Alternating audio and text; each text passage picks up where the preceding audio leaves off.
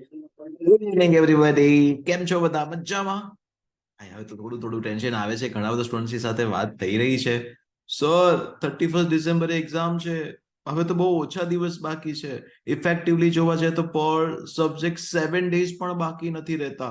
શું કરીએ, કેમ કરીએ, કઈ સમજ નથી પડતું. બહુ टेंशन આવે છે भाई. I would suggest you one tiny thing, बहुत छोटा सा चीज आपको लोगों को सजेस्ट कर रहा हूं. जितना करो उतना परफेक्ट करो, है ना. इतना बाकी, इतना बाकी, इतना बाकी, ये पैनिक मत करो, है ना.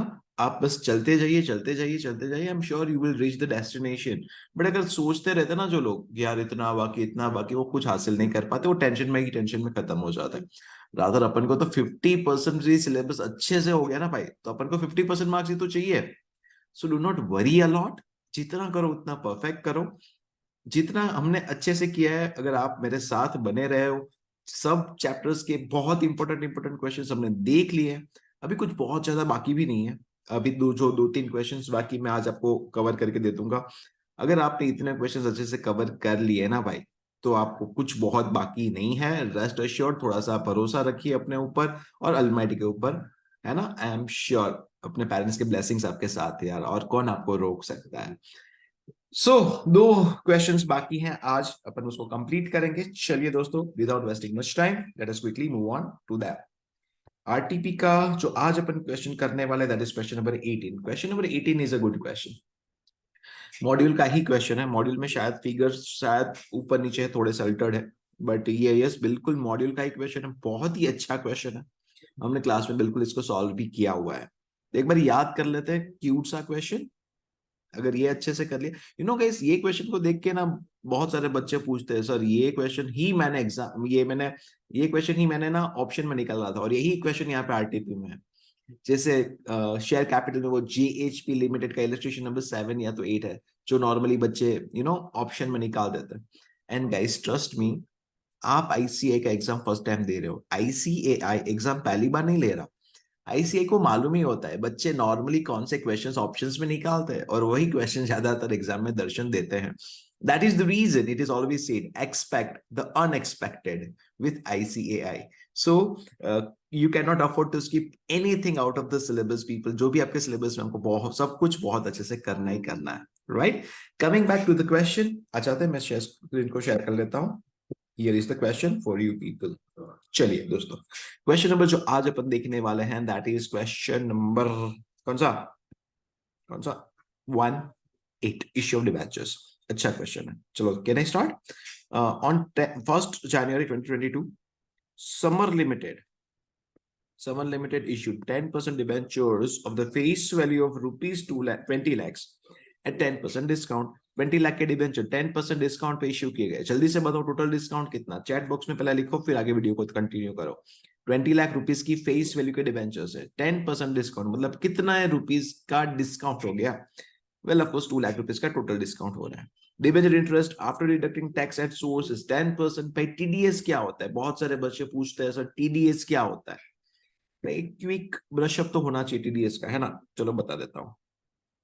TDS is tax deducted at source. बेटा जी, इनफैक्ट गवर्नमेंट ऑफ इंडिया ने बहुत स्मार्टली कुछ सीए को हायर किया. इनकम टैक्स डिपार्टमेंट ने कुछ सीए को हायर किया एंड उनको बोला, यार ये जो टैक्स इवेजन है ना, उसको कब आउट करना है, उसको स्टॉप करना है, कैसे करें.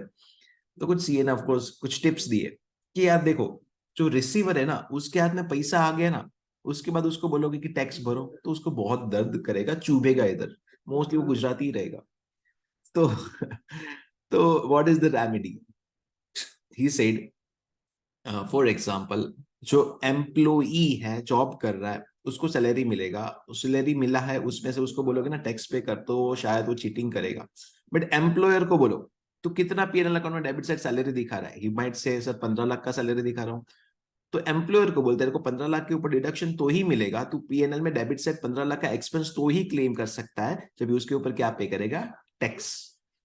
वो एम्प्लॉयर जो सैलरी दे रहा है वही तो अल्टीमेटली बंदे ने रिसीव किया हुआ है. So people, moral of the story, यहाँ पे इनकम टैक्स का फंडा क्या कर दिया, जो इनकम दे रहा है ना, वो इनकम को डिस्ट्रीब्यूट करने से पहले ही इनकम के ऊपर का टैक्स किसको देता है, गवर्नमेंट को देता है. एंड रिमेनिंग अमाउंट ही वो कंसर्न पर्सन को देता है। फॉर एग्जाम्पल, आप जॉब करने जाओगे, आपका सैलरी है 15 लाख रुपया पर ईयर, और अगर उसके ऊपर 10% टैक्स काटने को गवर्नमेंट ने इंस्ट्रक्शंस दिया है, तो आपका जो एम्प्लॉयर है ना, वो एम्प्लॉयर आपको 15 लाख में से 10% का टैक्स 1,50,000 कट करके आपको 13,50,000 ही देगा, और 15 लाख रुपए पेनल अकाउंट में debit side as an expense show करेगा। आपकी इनकम वैसे तो 15 लाख है, लेकिन 15 लाख के ऊपर का टैक्स जो था वो ऑलरेडी एम्प्लॉयर ने पे कर दिया है आपके बिहाफ पे। सो आपको भी वो पैसा गवर्नमेंट को देने का जरूरत नहीं है। कि इतना फंडा समझ में आ रहा है? टैक्स के रेट्स अलग अलग होते हैं अलग अलग एंटिटीज के लिए, अपन को इतना डिटेल में अभी के लिए जाने का जरूरत नहीं है। बट यस, टीडीएस क्या होता है? टीडीएस का फुल फॉर्म होता है tax deducted at source, source of income. Income का जो सोर्स है, वो सोर्स में, सोर्स के ऊपर ही गवर्नमेंट ने क्या लगा दिया बेटा जी? टैक्स लगा दिया। तो आपके हाथ में जो पैसा आएगा वो टैक्स कट होने के बाद का ही अमाउंट मिलेगा। शायद आप सबने सुना है, अगर आप कौन बनेगा करोड़पति में 1 करोड़ रुपया जीत भी गए, तो आपको क्या पूरा 1 करोड़ मिलेगा? नहीं सर, हमको सबको मालूम है, हमने सबने सुना है 1 करोड़ पूरा नहीं मिलता है। उसमें से 30% टीडीएस कट होने के बाद 70 लाख रुपीज ही मिलता है। इनफैक्ट 70 लाख भी नहीं मिलता है, उसके ऊपर सरचार्ज भी कट होता है। बट यस, अभी के लिए इतना तो मालूम होना चाहिए कि टीडीएस कट होके अपन को बैलेंस अमाउंट मिलता है। इनकम का जो सोर्स है उसके ऊपर टैक्स लगता है, that is called TDS, tax deducted at source of income. Thumbs up. बेटा जी, यहाँ पे कंपनी जो है वो अपने डिबेंचर होल्डर्स को क्या दे रही है? डिबेंचर के ऊपर क्या देगी? इंटरेस्ट देगी। तो इंटरेस्ट डिबेंचर होल्डर्स के लिए क्या है सर? इनकम है। तो उस इनकम के ऊपर भी हम क्या लगाने जा रहे हैं? टैक्स लगाने जा रहे हैं। सो फॉर एग्जाम्पल, कंपनी को 100 रुपया डिविडेंड देना चाह रही है, 100 के ऊपर 10 रुपए का टैक्स कट करने को गवर्नमेंट ने बोला। तो जो कंपनी है ना बेटा जी, वो डिबेंचर होल्डर्स को कितना देगी मालूम है? 90 ही क्रेडिट करेगी, और 10 रुपए डायरेक्टली गवर्नमेंट के अकाउंट में ही, मतलब टीडीएस पेबल के अकाउंट में ही जमा करेगी। ये समझ में आया? एंट्री कुछ ऐसा बनेगा, debenture interest account debit 100 rupees to debenture holders 90 rupees to TDS payable 10 rupees. तो कंपनी जो है बेटा जी, जो इंटरेस्ट पे कर रही है वो 90 रुपीज डिबेंचर होल्डर्स को क्रेडिट कर रही है, क्योंकि वो कंपनी का लायबिलिटी है, और 10 रुपीज डायरेक्टली किसको क्रेडिट कर रही है? टीडीएस पेबल अकाउंट में। फिर दोनों का इवेंचुअली पेमेंट कर दिया जाएगा। This is how it is operated. चलिए, अभी अपन क्वेश्चन को अच्छे से समझ लेते हैं। तो ये अच्छा पॉइंट था, और यहाँ पे नॉर्मली बच्चों को दिक्कत आता है, but I hope now you have understood it well. So company 20 lakh rupees के डिबेंचर्स 10% डिस्काउंट पे इश्यू कर रही है, तो 2 लाख रुपीज का डिस्काउंट। अभी के लिए कितना डिस्काउंट हो गया? डिस्काउंट कितना बन गया दोस्तों? यहाँ पे दो चीजें इंटरेस्टिंग है। डिस्काउंट बनेगा, ध्यान से देखिएगा, कितना? 2 लाख। परफेक्ट। ओके, उसके बाद 2 लाख का डिस्काउंट, एंड आगे देखिएगा, dividend interest after tax TDS का रेट दे दिया बेटा। टीडीएस का रेट कितना बोला क्वेश्चन में? ध्यान से देखो, टैक्स एट सोर्स कितना परसेंट बोला है भाई? 10% टीडीएस काटने बोला है। Was payable on 30th June and 31st December every year. Debenture interest जो भी कंपनी साल में 2 बार दे रही है, उसके ऊपर 10% टीडीएस काटने बोला हुआ है। ठीक है। All the debentures were to be redeemed after the expiry of 5-year period at 5% premium। भाई ये भी बहुत काम का चीज है। देखो ना क्या बोला है, फिर से एक बार। Debentures are redeemed after the expiry of 5 years, 5-year period at 5% premium। सो बेटा जी, यहाँ पे एक इंटरेस्टिंग पॉइंट अगेन, फ्यूचर में कंपनी जब भी ये डिबेंचर्स को रिडीम करेगी, तभी उनको क्या देना पड़ेगा सर? रिडम्पशन के टाइम पे प्रीमियम चुकाना है। अच्छा, issue at premium, good to the company, company को फायदा होता है। Redemption at premium, company debentures को वापस लेने के टाइम पे जो पैसा रीपे करती है उसको कहते हैं रिडम्पशन। लेकिन 100 रुपया कंपनी ने डिबेंचर 100 रुपए में इश्यू किया, और वो डिबेंचर कभी कंपनी वापस लेना चाहेगी, जब रिडीम करना चाहेगी, तभी कंपनी को 100 पे नहीं करना। कितना रीपे करना है? 110, may be 120, 130। So company face value से ज्यादा पैसा रीपे कर रही है। That is loss to the company. और फ्यूचर में जो होने वाला लॉस है, उसको कंपनी अभी से क्या करती है? प्रोविजन करती है। Yes yes. कौन सा प्रिंसिपल? ये आप मुझे चैट बॉक्स में बताइएगा, कौन सा प्रिंसिपल यहाँ पे फॉलो होता है? हमारे अकाउंट्स के जो अकाउंटिंग प्रिंसिपल्स है, उसमें से कौन सा प्रिंसिपल फॉलो करते हुए हम फ्यूचर में होने वाले एक्सपेंसेस का प्रोविजन करते हैं? मुझे चैट बॉक्स में, कमेंट बॉक्स में बिल्कुल ये लिख के बताइए, so that I can understand आपको कितना याद है। Come back. तो पीपल, यहाँ पे अल्टीमेटली इश्यू के टाइम पे कंपनी डिस्काउंट दे रही है, और that is not the end, that is not the end. और क्या इंटरेस्टिंग बात है इधर? इंटरेस्टिंग बात यह है कि कंपनी इसके साथ साथ पीपल, इसके साथ साथ कुछ और प्रोविजन भी करेगी। कंपनी को ये डिबेंचर्स जो रिडीम करने, वो 5% प्रीमियम पे रिडीम करना है। कैसे प्रीमियम रिडीम करना है? 5% प्रीमियम पे। मतलब 100 का डिबेंचर है, कैसे कैसे मालूम? अगर कुछ नहीं बोला तो डिबेंचर्स का फेस वैल्यू 100 मानना चाहता है बेटा। 100 का जो डिबेंचर है उसको 5% प्रीमियम पे रिडीम करना, मतलब 5 रुपीज कंपनी एक्स्ट्रा पे करेगी, 5 रुपीज पर डिबेंचर एक्स्ट्रा पे करेगी on how many debentures, 2 lakh debenture, on 20,000 debentures. अगर मैंने 100 रुपीज का डिबेंचर कंसिडर किया तो it is 20,000 debentures. Do you agree? 20,000 debentures के ऊपर 5 रुपीज पर शेयर, तो 1 लाख रुपीज कंपनी को एक्स्ट्रा पे करना है for premium at the time of redemption. Premium at the time of redemption company को ये दो चीज का एंट्री करना है। ये आपको सबको समझ में आया? ये इश्यू के टाइम पे के ही मैं बात कर रहा हूँ, है ना? चलिए, सो पहला एंट्री, कम डिबेंचर इश्यू कर रही है भाई। डिबेंचर इश्यू का एंट्री वैसे तो बहुत इजी है, यहाँ पे बैंक अकाउंट डेबिट हो जाएगा। बैंक में कितना आएगा? 20 लाख पूरा आएगा कि कुछ कम आएगा? Sir debenture sir issued at a discount, तो पूरा तो नहीं आएगा। तो पहला एंट्री कैसे बनना चाहिए, सोचो ना जरा। पहला एंट्री कैसे बनना चाहिए, जरा सोचिए एवरीबॉडी। पहला एंट्री कुछ ऐसा बनेगा बेटा जी। एंट्री नंबर 1, ध्यान से देखिएगा, बैंक अकाउंट डेबिट। मैं कुछ कंबाइन कराना भी सिखाऊंगा, तो प्लीज ध्यान से देखो इस एंट्री को, है ना? Bank account debit, okay. Debenture discount, debenture discount account debit 2। कितना परसेंट डिबेंचर से बेटा जी? कितना परसेंट डिबेंचर से? चेक करो एक बार। 10% डिबेंचर से, ओके। 2, 10% debenture account. चलो यहां तक आई होप सबको समझ में आया ही होगा। बैंक में आएगा 18 लाख रुपीज, 2 लाख रुपीज का हमने क्या दे दिया बेटा जी? डिस्काउंट दे दिया। और डिबेंचर्स के अकाउंट में जाना चाहिए कितना?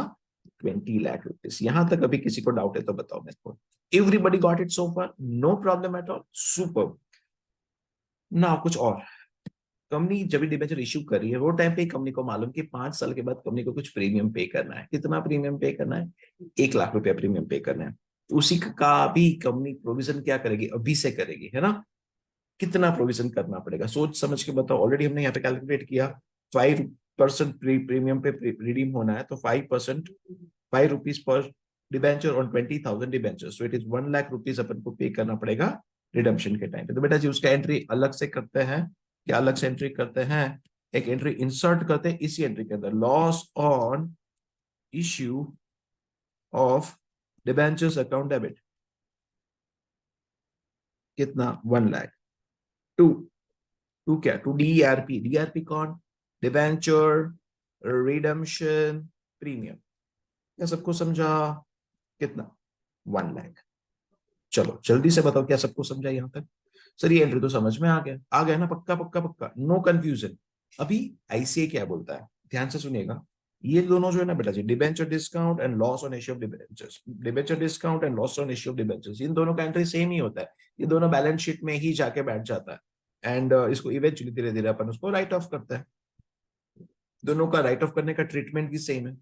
तो फिर आईसीआई ने आपको क्या रिकमेंड किया है? हाँ, एक जगह पर उन्होंने सेपरेट भी शो किया हुआ है सॉल्यूशंस में, बट आईसीआई ने क्या सजेस्ट किया है कि भाई इन दोनों को साथ में शो कर दो। तो डिस्काउंट एंड लॉस को साथ में शो करना है।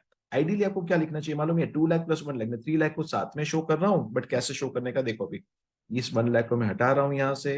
ये लॉस था पीपल बराबर, एंड ये डिस्काउंट है, तो डिस्काउंट को भी हटा रहा हूँ एंड लॉस को भी हटा रहा हूँ। क्या लिख रहा हूँ? दोनों का नाम लिख रहा हूँ, discount oblique loss.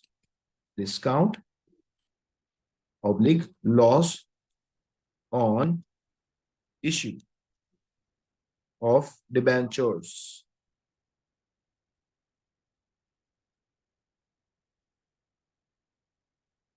on issue of debentures account debit। और अमाउंट क्या लिखो? 2 लाख के 2 + 1 3 lakhs। ऑफकोर्स आई होप आपको सबको समझ में आ ही गया होगा। Now amount should B 3 lakhs year. चलो ये सबको समझा है? जल्दी से बताओ मेरे को, do you understand this transaction? Discount and loss को साथ में शो करना, that is the only thing, and वो कोई बहुत भारी नहीं था। आई होप सबको ये एंट्री समझ में आ गया। पक्का पक्का पक्का। अभी आप ये वाला एंट्री देखोगे तो आपको समझ में आ जाएगा बेटा जी। आइए, बैंक अकाउंट डेबिट 18, लॉस, और यहाँ पे लिखा है बट वो लॉस नहीं है, वो एक्चुअल में क्या है? डिस्काउंट ऑब्लिक लॉस है। डिस्काउंट भी है, ऑब्लिक लॉस भी है, ऐसे ही लिखना है आपको एग्जाम में भी, ठीक है? Discount oblique loss on issue of debentures to 10% debentures and to DRP, premium और रिडम्पशन। डिबेंचर्स बोलो कि डिबेंचर रिडम्पशन प्रीमियम बोलो, एक ही बात हो रही है। ये समझ में आया? श्योर है? नाउ सर ये 3 लाख का क्या होना है बेटा? मैंने ऑलरेडी बताया ना, मैं डिबेंचर इंटरेस्ट का एंट्री करने से पहले एक और इंटरेस्ट दिखा रहा हूँ, पहले इसको समझ लो, इसको ही कनेक्शन है डिबेंचर्स को। बेटा क्वेश्चन में एक बार ध्यान से आइए, समझिए एक बार। डिबेंचर आज इश्यू किए और कब रिडीम करने वाले हो? कब रिडीम करोगे? रिडीम कब करोगे, जल्दी से बताओ मेरे को। At the expiry, after the expiry of 5 year period, after the expiry of 5 year period. आज इश्यू किया और 5 साल के बाद रिडीम करना है। तो गाइस डू यू अग्री? मैंने यहाँ पे 3 लाख रुपया जो सेट असाइड किया ना, वो 3 लाख का जरूरत मेरे को ये साल में पड़ने वाला है, 1 साल के बाद कि 5 साल के अंदर? सर 3 लाख रुपया आपको 5 साल में जमा करना है। तो टोटल 3 लाख रुपए का प्रोविजन चाहिए 5 years के अंदर। तो एवरी ईयर कितना प्रोविजन करूं? Every year 3 lakh divide by 5, 60,000 का प्रोविजन कर लीजिए sir. Do you all agree? Total provision चाहिए 3 लाख रुपीज का, एंड उसमें से ये साल में कितना चाहिएगा? 3 lakh divide by 5, 60,000 this year चाहिएगा। सो उसका अपन क्या करेंगे, ये एंट्री ध्यान से समझिएगा। उसको अपन क्या करेंगे, 60,000 पीएनएल में डेबिट करेंगे, और ये लॉस ऑन इश्यू डिबेंचर्स जो है, डिस्काउंट ऑब्लिक लॉस, उसको क्या कर लेंगे, क्रेडिट कर लेंगे। देखो ना 60,000 ये एंट्री हर साल होगा, है ना। PNL account debit to loss on issue debentures, amount कैसा है 60,000, 60,000। तो इससे मिला 3 लाख का 1/5। सर बाकी का एंट्री बीच में, बेटा मैं आपको जैसे बोल रहा हूँ वैसे ही करो, पहला फर्स्ट किया फिर ये किया, सो दैट वो कनेक्शन में रहेगा। अभी बाकी का तो बहुत इजी है, पहले ये दोनों एंट्री अगर समझ में आ गया ना, तो आगे का काम कुछ बहुत ज्यादा डिफिकल्ट नहीं है। मैंने ऑलरेडी टीडीएस का फंड आपको समझा दिया है। अभी क्या करने का, कंपनी 100 रुपीज अगर इंटरेस्ट पे करना चाहती है तो 90 रुपीज डिबेंचर होल्डर्स को क्रेडिट करेगी, 10 रुपीज टीडीएस पेबल को क्रेडिट करेगी, और दोनों का पेमेंट करेगी। क्या याद आ रहा है? चलिए आइए, डिबेंचर इंटरेस्ट कितना देना है, 20 लाख रुपीज के डिबेंचर्स के ऊपर 10% डिबेंचर्स, हर साल कितना इंटरेस्ट बनना चाहिए सर? पूरे साल का 10%, मतलब 2 लाख इंटरेस्ट देना चाहिए। 1 मिनट रुक जाओ, ये 10% तो पूरे साल का है। अपन तो साल में 2 बार इंटरेस्ट दे रहे, देखो ना, 30 जून को एंड 31 दिसंबर, एवरी ईयर साल में 2 बार इंटरेस्ट दे रहे। तो 10%, 10% 2 बार पे करूं क्या? नहीं सर, अगर साल में 2 बार पे कर रहे हैं तो it should be 5% every 6 months. क्या आप सबको समझ में आया? 20 लाख का 5%, मतलब कंपनी हर 6 महीने में 1 लाख रुपीज का इंटरेस्ट चुकाएगी। चलो ये समझ में आ रहा है एवरीबडी? यस। चलिए ध्यान दीजिए ना, डिबेंचर इंटरेस्ट हमारा एक्सपेंस है, debenture interest account debit to debenture holders and to TDS payable. Debenture interest में अमाउंट कितना, 1 लाख। आई होप आपको याद है, टीडीएस का 10% बोला है, तो मेरे को यहाँ पे कितना रिकॉर्ड करना पड़ेगा, 10,000 टीडीएस के अकाउंट में, और remaining 90,000 people I am going to show in debenture holders account, credit करूंगा। अब ये दोनों को पेमेंट करना है, डिबेंचर होल्डर्स को एंड टीडीएस का भी एक साथ पेमेंट किया। डिबेंचर होल्डर्स अकाउंट को 90,000 पे किया, debenture holders to bank, TDS payable to bank, तो अल्टीमेटली ये दोनों का क्या हो गया, पेमेंट हो गया। सर ये एंट्री कब किया? बेटा 30 जून को, जब भी आप इंटरेस्ट पे करो। वापस इंटरेस्ट पे करोगे कब करोगे? 6 महीने के बाद, दैट इज 31 दिसंबर को। 31 दिसंबर को again same entry, debenture interest account debit to debenture holders to TDS payable. चलो ये समझ में आया। And the next one is TDS, again TDS account debit to bank account 110, यहाँ पे होना चाहिए 10,000, यहाँ पे प्रिंटिंग मिस्टेक है, ये 10,000 करेक्ट है। यहाँ पे दोनों का 1 लाख का 90,000 10,000 का पेमेंट किया, 90,000 10,000 1 लाख नहीं, करेक्ट है। 90,000 यहाँ पे डेबिट है, 10,000 यहाँ पे डेबिट है, और टू बैंक 1 लाख, करेक्ट है। At the end of the year पूरा का पूरा इंटरेस्ट जितना भी आपने चुका है वो आपका खर्चा है, तो आप उसको पीएनएल अकाउंट में ट्रांसफर कर लोगे। PNL account debit to debenture interest, amount should be 2 lakh. But sir 2 lakh कहाँ से आया, 1 लाख होना चाहिए? नहीं बेटा, 6 महीने में 2 बार इंटरेस्ट पे किया है, हर बार 1-1 लाख रुपया, तो total interest paid during the year is 2 lakh rupees, 1 lakh plus 1 lakh. And this is how this question is solved. It was a very simple question, very good question. बहुत बच्चों को ये पर्टिकुलर क्वेश्चन में डाउट था, आपको अच्छे से समझ में आ गया होगा। So thank you so much. That's it for now. And see you in the next question. Thank you so much. Tata, bye bye.